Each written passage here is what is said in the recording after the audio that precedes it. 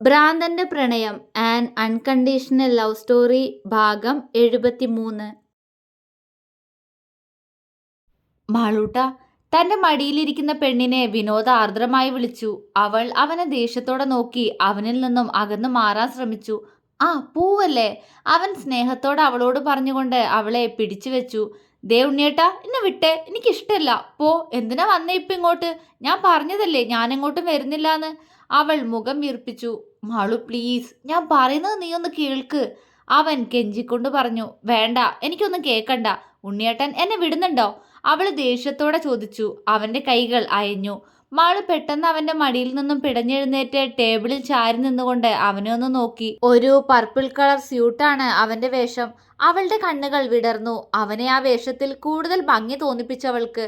പക്ഷെ അത് പുറമെ പ്രകടമാക്കാതെ അവൾ അവനെ നോക്കി പുച്ഛിച്ചു. വിനോദ് അവളുടെ മുന്നിൽ പോയി നിന്നു.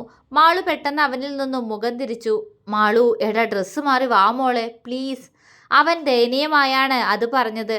അവൾ അവന്റെ മുഖത്തേക്ക് സൂക്ഷിച്ചു നോക്കി. അവന്റെ മുഖത്തെ സങ്കടം കണ്ട് അവൾക്കുള്ളിൽ ഒരു നോവ് തോന്നി.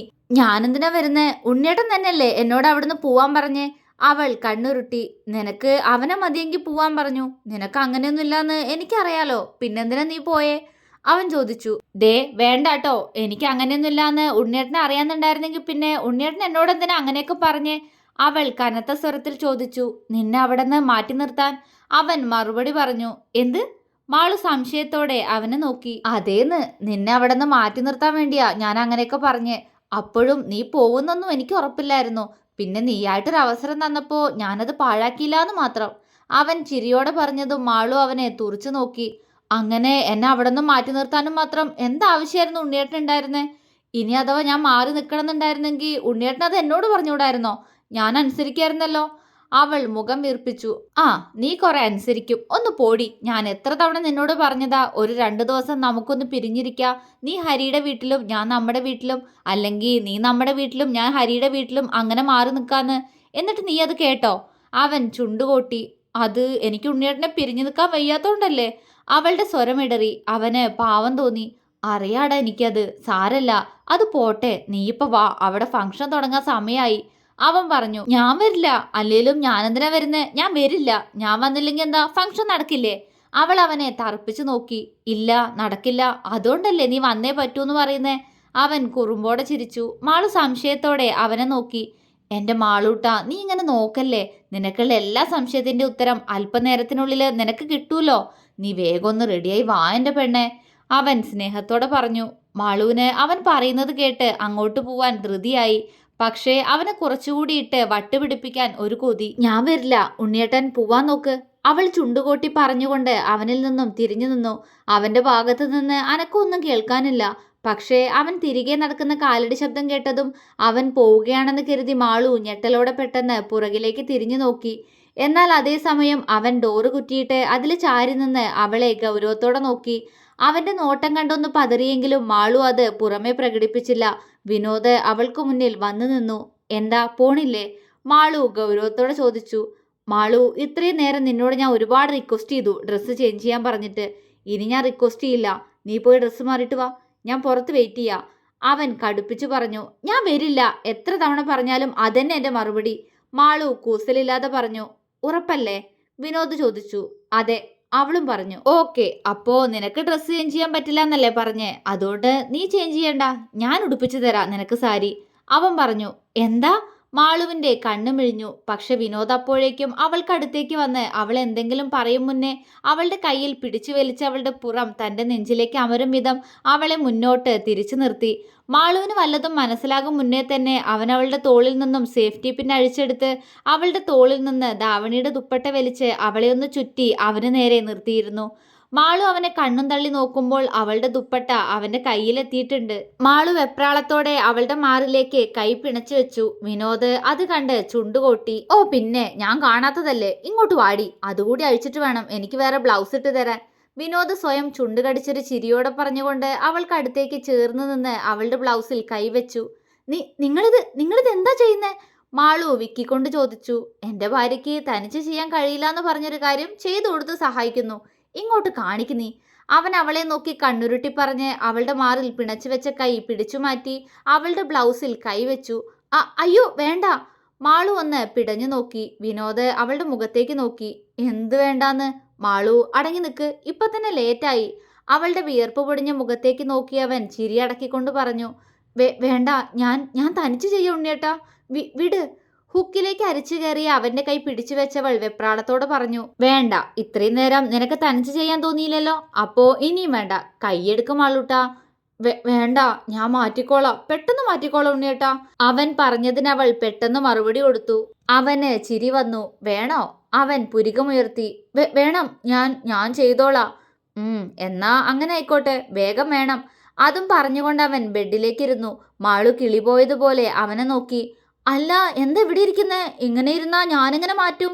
അവള് ചോദിച്ചതും വിനോദ് അവളെ സൂക്ഷിച്ചു നോക്കി. ഞാൻ പോണോ? അവൻ ചോദിച്ചു. വേണം, അല്ലാതെ എങ്ങനെയാ? അവള് കണ്ണു മിഴിച്ചു. അല്ലാതെ എങ്ങനെയാന്ന് ചോദിച്ചാ അത് നിനക്ക് ഞാൻ കാണിച്ചു തരാം വൈകാതെ. ഇപ്പൊ എന്തായാലും ഞാൻ നോക്കുന്നില്ല, അങ്ങോട്ട് കെട്ടിപ്പൂട്ടി വെച്ചോ. നീ തന്നെ എനിക്ക് തുറന്നു കാണിച്ചു തരും. അവളെ ആകെ ഒഴിഞ്ഞു നോക്കി താടി തടവി വഷളത്തരത്തോടെ പറഞ്ഞുകൊണ്ടവൻ ബെഡിൽ നിന്നും എഴുന്നേറ്റ് ഡോറിനടുത്തേക്ക് നടന്നു. മാളു അവനെ തന്നെ നോക്കി നിന്നു. അവന്റെ നോട്ടവും സംസാരവും എന്നത്തെയും പോലെ അപ്പോഴും ആ പെണ്ണിനെ ആകെ വിറപ്പിക്കുന്നുണ്ട്. വിനോദ് അവളുടെ റൂമിന്റെ ഡോർ അടച്ച് പുറത്തേക്ക് പോയി. അവൻ പോകുന്നു നോക്കി നിന്ന മാളുവിന്റെ ചുണ്ടിൽ എന്തിനോ ഒരു പുഞ്ചിരി വിരിഞ്ഞു. റൂമിന്റെ വാതിൽ തുറക്കുന്ന ശബ്ദം കേട്ടതും സോഫയിൽ ഇരിക്കുകയായിരുന്ന വിനോദ് വാതിൽക്കലേക്ക് നോക്കി. അവന്റെ കണ്ണുകൾ വിടർന്നു. അവൻ സോഫയിൽ നിന്നും എഴുന്നേറ്റ് നിന്ന് മാളുവിനെ വിടർന്ന കണ്ണാലെ നോക്കി. ഒരു പർപ്പിൾ കളർ നെറ്റ് സാരിയാണ് അവളുടെ വേഷം. കയ്യിൽ അതിന് മാച്ചായ സ്റ്റോൺ വെച്ച ഓരോ വളകൾ വീതം ഇട്ടിട്ടുണ്ട്. ഒരു വിരലിൽ സ്റ്റോൺ വെച്ച ഒരു റിംഗ് ഉണ്ട്. കഴുത്തിൽ അതിൻ്റെ തന്നെ സെയിം പാറ്റേൺ വരുന്ന ചോക്കറും, കാതിൽ മാച്ചിങ് ഇയറിങ്ങും. മുഖത്ത് ചെറുതായി മേക്കപ്പ് ചെയ്ത് ചുണ്ടിൽ ലിബാം പുരട്ടിയിരിക്കുന്നു. തലമുടി വെറുതെ വിടർത്തിയിട്ട് കുറച്ചെടുത്ത് ഒരു ഭാഗത്തേക്ക് ഇട്ടിരിക്കുന്നു. വിനോദ് അവളെ കണ്ണും വെക്കാതെ നോക്കി നിന്നു. അവളെ ആദ്യമായിട്ടാണ് അവൻ ഇങ്ങനെ ഒരു വേഷത്തിൽ കാണുന്നത്. അവൻ നിറഞ്ഞ സന്തോഷത്തോടെ അവളെ നോക്കി പുഞ്ചിരിച്ചു. പക്ഷേ അവന്റെ നോട്ടത്തിൽ വെപ്രാളത്തോടെ നിന്നിരുന്ന മാളു അവന്റെ ചുണ്ടിലെ പുഞ്ചിരി കണ്ടതും അവനെ കൂർപ്പിച്ചു നോക്കി. അത് കണ്ട് അവനൊന്ന് ചിരിച്ചു.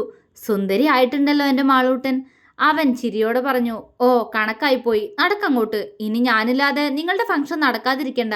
മാളു അവനെ കൂർപ്പിച്ചു നോക്കിക്കൊണ്ട് പറഞ്ഞു. വിനോദ് ചിരിയോടെ തലകുലുക്കി പുറത്തേക്ക് നടന്നു. അവന് പുറകെ തന്നെ മാളുവും. ഹാളിലെ ടേബിളിൽ നിന്നും വീടിന്റെ കീ എടുത്ത് ഡോർ ലോക്ക് ചെയ്യുന്നതിനോടൊപ്പം വിനോദ് മാളു കാണാതെ ഹരിയുടെ ഫോണിലേക്ക് എന്തോ മെസ്സേജ് ഇട്ടു. അപ്പുറത്ത് ബ്ലൂടിക്ക് വീഴുന്നതും അവൻ തംസപ്പ് അയച്ചതും കണ്ടുകൊണ്ട് വിനോദ് ചിരിയോടെ ഫോൺ പോക്കറ്റിലേക്കിട്ട് മാളുവിന് നേരെ കൈ നീട്ടി. എനിക്ക് തനിയെ നടക്കാൻ അറിയാം. അവൾ അവന്റെ നീട്ടിയ കൈ തട്ടി മാറ്റിക്കൊണ്ട് കെറുവോടെ പറഞ്ഞു. അവൻ അവളെ കുറുമ്പോടെ നോക്കി. എന്നാ വാ, അവൻ പറഞ്ഞുകൊണ്ട് പുറത്തേക്കിറങ്ങി. മാളു അവനെ നോക്കി പുച്ഛിച്ച് വേഗത്തിൽ ശ്രീലയത്തിലേക്ക് നടന്നു. അവൾക്ക് പിറകെ തന്നെ ഒരു ചിരിയോടെ വിനോദും. അവൾ വീടിന്റെ മുന്നിൽ എത്തുന്നതിന് മുന്നേ വിനോദിനെ ഒന്നുകൂടെ തിരിഞ്ഞു നോക്കി. ഇല്ല, കാണുന്നില്ല. ഉണ്ണിയേട്ടൻ എവിടെ പോയി? മാളു ടെൻഷനോടെ ചുറ്റും അവനെ നോക്കി. പക്ഷേ അവൻ എവിടെയും കാണാനില്ല. മാളു, അകത്തേക്ക് വാ. അവള് പുറത്തു നിൽക്കുന്നത് കണ്ടുകൊണ്ട് ഹാളിൽ നിന്നും ഹരി വിളിച്ചു പറഞ്ഞു. ഹരിയേട്ടാ, എൻ്റെ ഉണ്ണിയേട്ടൻ. അത്രയും പറഞ്ഞപ്പോഴേക്കും അവിടെയുള്ള ലൈറ്റുകളെല്ലാം അണഞ്ഞിരുന്നു. മാളുവിന് പേടി തോന്നി. അവള് പെട്ടെന്ന് ശ്രീലയത്തിന്റെ സിറ്റ് ഔട്ടിലേക്ക് കയറി. പെട്ടെന്ന് ഹാളിൽ ഒരു ചെറിയ വെളിച്ചം പരന്നു. മാളൂട്ടാ. ഒപ്പം പ്രിയപ്പെട്ടവന്റെ ശബ്ദം. മാളുവിന്റെ ശരീരം വിറച്ചുപോയി. അത്രമേൽ പ്രണയം നിറഞ്ഞ സ്വരം. അവളുടെ കാലുകൾ അതിവേഗം ശ്രീലയത്തിനുള്ളിലേക്ക് എത്തിയ നേരം ഹാളിലെ ഒരു ഭാഗത്തായി വെച്ചിരിക്കുന്ന പ്രൊജക്ടറിൽ കുറച്ചുകൂടി വെളിച്ചം നിറഞ്ഞതുപോലെ അവൾക്ക് തോന്നി. അതിനകത്ത് ഞാനും എൻ്റെ ഉണ്ണിയേട്ടനും. മാളു അത്ഭുതത്തോടെ അതിലേക്ക് നോക്കി നിന്നു. മാളുവിന്റെ മാത്രം ഉണ്ണിയേട്ടൻ എന്ന് അതിൽ എഴുതി കാണിച്ചതും അവളുടെ കണ്ണുകൾ വിടർന്നു. അതിലാദ്യമായി മാളുവിന്റെയും വിനോദിന്റെയും വിവാഹ ഫോട്ടോയാണ് വന്നത്. അത് കണ്ടതും മാളുവിന്റെ കണ്ണൊന്ന് കലങ്ങി. എൻ്റെ ജീവിതം മാറിമറിഞ്ഞ ദിവസം, അവൾ മനസ്സിൽ പറഞ്ഞു. ആ ഫോട്ടോയിൽ അവൾക്കരികിൽ ഒരു കൊച്ചുകുട്ടിയുടെ നിഷ്കളങ്കതയോടെ അവളെ മാത്രം നോക്കി നിൽക്കുന്ന വിനോദിനെ കണ്ട് അവളുടെ ചുടികളിൽ പുഞ്ചിരി വിരിഞ്ഞു.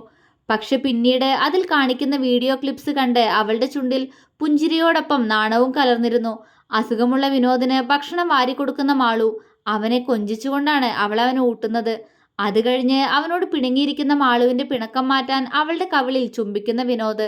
അവൾ അതിലേക്ക് നോക്കി. അങ്ങനെ അവരുടെ സന്തോഷങ്ങൾ ഓരോന്നും ഒപ്പിയെടുത്ത മനോഹരമായ ഒരു വീഡിയോ. പക്ഷെ അവസാനമായി ബീച്ചിൽ അവൾക്കൊപ്പം ഓടി നടന്ന് കളിച്ച് അവളെ കെട്ടിപ്പിടിച്ച് ചുംബിക്കുന്ന വിനോദിനെ കണ്ടതും അവളുടെ കണ്ണുകൾ നിറഞ്ഞൊഴുകി.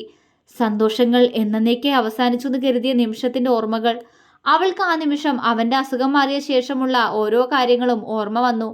അവന്റെ അവഗണന, അവന്റെ മനസ്സിന്റെ വേദന. അവൾ നിറഞ്ഞ കണ്ണുകളോടെ ആ വീഡിയോയിലേക്ക് നോക്കിയതും ഇത്തവണ അവൾ കരഞ്ഞുകൊണ്ട് തന്നെ ചിരിച്ചുപോയിരുന്നു. അവളെ എല്ലാ ഓർമ്മകളോടും കൂടി താലി ചാർത്തുന്ന വിനോദ്. രണ്ടുപേരുടെയും കണ്ണുകളിലെ സന്തോഷം, ചുണ്ടിലെ പുഞ്ചിരി. മാളു മതിമറന്ന് അതിലേക്ക് തന്നെ നോക്കി നിന്നു. വീഡിയോ അവസാനിച്ചതും പെട്ടെന്ന് അതിൽ വിനോദിന്റെ മുഖം തെളിഞ്ഞു വന്നു. തുടരും.